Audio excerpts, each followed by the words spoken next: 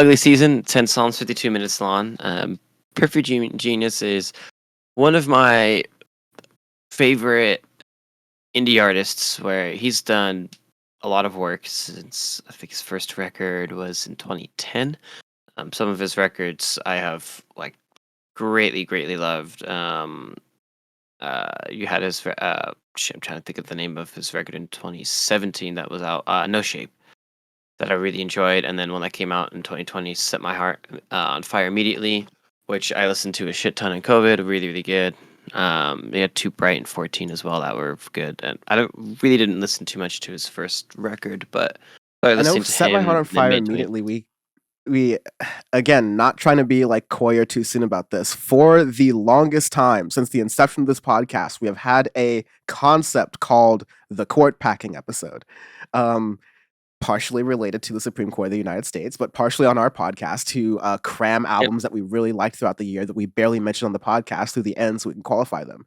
And Set My Heart on Fire Immediately by Perfume Genius was one of my 2020 court packing picks, or like one of ours. One of us did it. Yeah, I'm pretty sure I picked it, but it's very good. Like On the Floor is one of my favorite indie tracks that has been released in recent times. So it's interesting going to Ugly Season because I knew like hearing Perfume Genius talk about when he made the record, he's like, "Oh, I want to make like something different sounding and experiment." And you get that with Ugly Season. It is very experimental in the way that's made. It's a lot of ambient music with mixed in with pop, and this took me a few listens to really get into, and it's still going to take me a lot more to completely understand the full record. But off first listen is off-putting. Second and third listen, it started to really understand it. Fourth listen, I actually enjoy it a lot. Um, and for an artist, that with a lot of indie, my indie rants of going, hey, like they keep making the same sound or this or that, or artists will kind of stick true to their sound and not push too much. Phoenix can be guilty of that. Perfume Genius's Ugly Season is him just doing a completely different pivot, and this is how you pivot, Drake. I'm looking at you, Toronto boy. This is how you do a completely different sound and do something different that no one else really does, and make it your own in that way, but still be not like completely off the cusp weird, but just different in that is. So going into like the musicality of the actual record, starts off with Just a Room, which is like a very ambient, interesting track as an opening. I wouldn't have necessarily picked that as an opener. This is the year of not great opening tracks. I've had like about 10 records where I'm like, do you remember back when we had the why did we put this? we The good had record the track. good opener track And you know who album started that award was this year? Phoenix, ironically. Ironically. So it's like, oh, these are great openers. Like, oh yeah, here you go. Good opening tracks. But this year is bad opening tracks. Like, it's not a bad song. It's just put it somewhere else. Put it somewhere else. And I still think that's my biggest critique of this record is put Just a Room somewhere else in the record. You can still keep it in the record because I think it's actually cool as an ambient track, but it's extremely off-putting as for the first track in it, and it can set it off on the wrong foot unless you really like experimental weird ambient music like myself. And the same thing with Harem too. It's really long in there, and like again, move that somewhere else, and I think this would have actually been like a very good record. Teeth, the third song, it reminds me of just really fast on this. You can keep going in, but like I do think Harem is that first sort of song you can sink your teeth into. I'm a subscriber to Damon Albarn album theory of like how you construct your records, and I think most of the pop world is too, because I don't think Damon Albarn reinvented the wheel. I just think that the records he does are constructed pretty nicely throughout the entire career, even though the albums themselves have varying levels of quality. Looking at you, Near the Fountain, Rich Man, Poor Man, Beggar Man, Thief.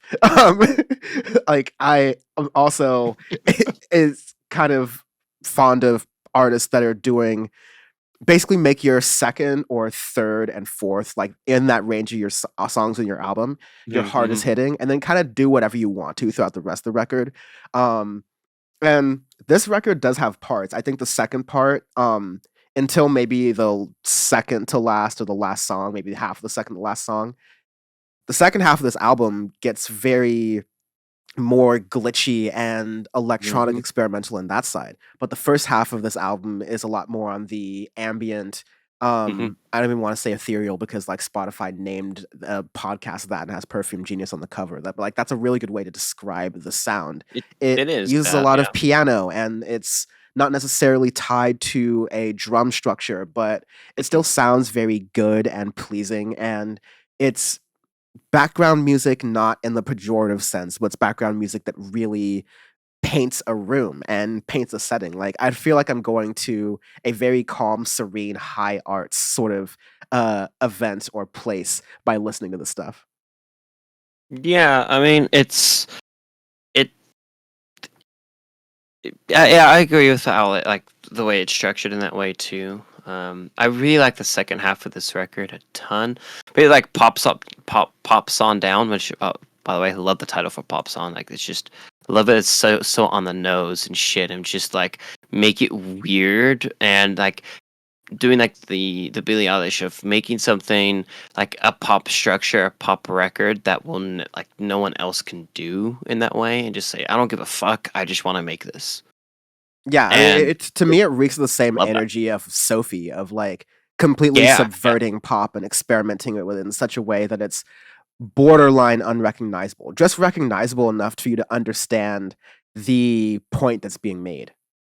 Like the two songs in here, maybe possibly three that like you could recognize as like, oh, these are indie pop, but they're still off the cuff that you it takes you a little bit. You have to like pay attention to it because if you just listen as background music, you'd be like, you can get unnoticed, but you like really dive into it and you're like, oh, whoa, this sounds really interesting. Is Teeth, Ugly Season, the title track, and Photograph for sure.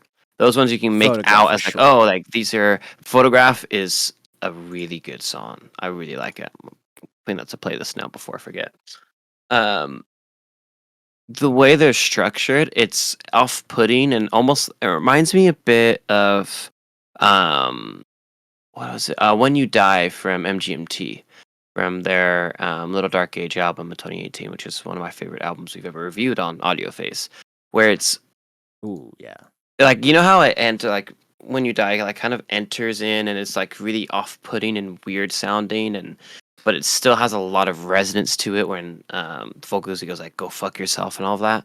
You get that in Ugly Season, you get that in Photograph in a way, but it's more of a glitchy sense that yeah, you can have that Sophie comparison. You can have like Yonzi, like his solo record of a couple years ago that we reviewed as well, where I'm starting to really enjoy these records that are being made that it's like has that glitch pop sound, that has that glitchy weird sound. It's interesting because, when we reviewed Sophie, you loved it, I didn't at all. But now and more artists are now starting to like go towards that sound and go towards something that is changing and you feel the tides changing. We could start to get that now. Where we've had about 4 or 5 records that we reviewed the past 2 years that I've thoroughly enjoyed. This being one where I can start to say, what is the sound of the 2020s? This can be one of those sounds. What is the That's a sound of really the good decade? This observation. could And I be the think sound. it's amazing observation to make the same weeks or period of time in the summer of 2022 when Drake and Beyonce are coming out with projects that people are seeing as reinventions of dance music or bringing back dance music. And like no, there have been artists. Some people have mentioned Kate Renata, but I mean, even Kate Renata is giving flowers to artists who have been incorporating dance into Yeah. different genres for a while now. But the true new sound, what we're probably going to look at in the 2020s, is what we're seeing in the late 2010s of hyperpop bubbling up from the surface, having its influences in rap music, in dance music, taken from dance Hmm. music, of course, and incorporating pop in kind of like a cynical way, but in such a good way that now you're starting to see it done by so many different artists that even if the really glitchy, intense, fast paced stuff isn't for you, you'll find it somewhere in music in a way that it does work for you. It does work really well.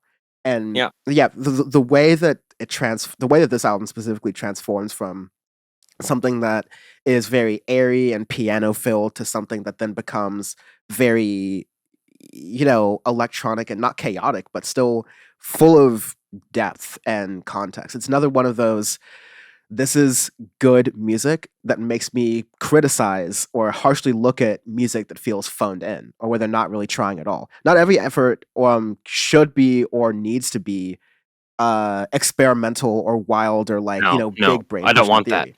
I've criticized records. Like I think that Phineas's most recent record, for example, Yeah, is too high level music thinking, right? Like I think it's just like goes over a lot of people's heads to the point where it's not it sacrifices being more enjoyable as a record. But it's when it's like when you this get is that not. one philosophy guy who you like he's your friend, right? But you just go on a tangent that is unnecessary and no one understands unless you're in the industry. I could be guilty of this of aviation, and it's like he just goes over and then the person just walks out of the conversation, and that other person's like, "Oh no, what did I do? What did I say?"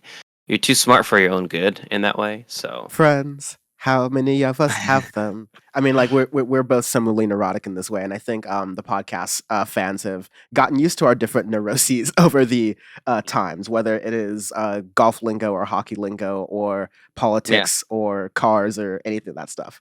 yeah, And we'll favorite find some other brands. sessions. That'd be really interesting to do, and like when we start doing if we start doing Audioface live, if we start like getting in some of these like member obsessions, we can use those for Hmm. arbitrary scales and get into that. But anyways, speaking of arbitrary scales, which you can watch another Audioface review and wait till the end for me to explain arbitrary scales again. I'm just not going to do it now. Basically, Gonna this be album is damn good. Listen to it. It's weird, it's off-putting. Perfume Genius is one of my favorite artists now. yeah. That's a review. Cigarette brands, do it. Hmm. You gave it For me, Rothman's last this time. is yeah. I did Rothman's. Hmm. I think. This for me is a 100% American Spirits. 100%. Oh, really? I was Yeah, gonna go it's just for. one hipsters love. Lucky Strike. Lucky Strike, that's a good one too. Solid and This filter. a nice solid, it's not Jewel. Good in the 40s. Let's not ban this. It's just Jeweler's punching the air right now. We had to pick one. We had to pick one demographic to upset this week, and so I think Jules was just the safest one. Fine, I'll allow it.